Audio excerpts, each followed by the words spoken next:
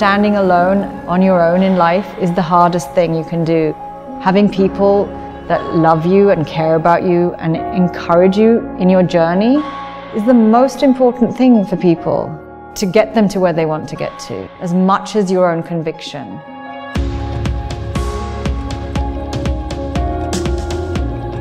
When I moved to England, we lived in a little village and we were the only Asian family in the village. And so my reflection was always surrounded by, white people. And so for the longest time, I thought I was white.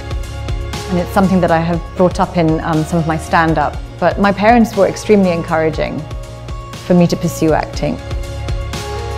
I remember going in for an audition for Jane the Virgin. Before I went in, the two casting directors were like, oh my God, how many Asian girls are we looking at now? I cannot believe it. They all look the same, ha ha ha ha ha. And I was just like, oh my God, how do you walk into that room and be confident when they're already laughing at you? And as an actor of color, I would say that I put that aside. I try and believe as much as I can in what I have to offer. It's a really tough business, but you have to put up with stuff like that. You have to get a thick skin. You have to put aside all the discrimination and think, I am going to make it.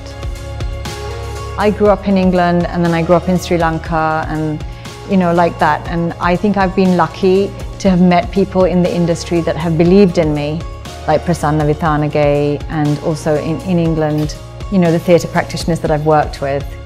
And I feel very grateful that people have liked my writing abroad, not here. A single mother with a desperately sick baby. I am prepared to make that sacrifice. This child will take over your entire life. Forgive me! You have to have a lot of faith in yourself as an actor, because it's the kind of career that can have no work for years. It's a tough profession to be in because you're on your own and you get so much rejection, because for every 100 auditions that you do, you might get one when you're starting out. When I moved to England and I wasn't getting any work, I was sitting at home, and that's where Auntie Netta came from. When I see you, I may go moist. I had no idea that she would become so popular, even in England and the States. But because of her, I got seen. These British people here, they don't want to pay very much.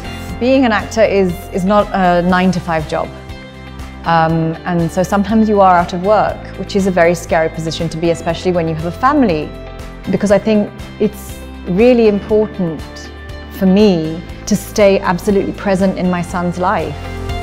He is the best thing that happened to me, honestly, without a doubt. And I don't want to wreck that as a mum. I spend every evening once he's asleep going, please make me a better mother. Because you never feel good enough, do you? If my son said, Mummy, I want to be an actor, if he really believed that's what he wanted to do so strongly, I would encourage him.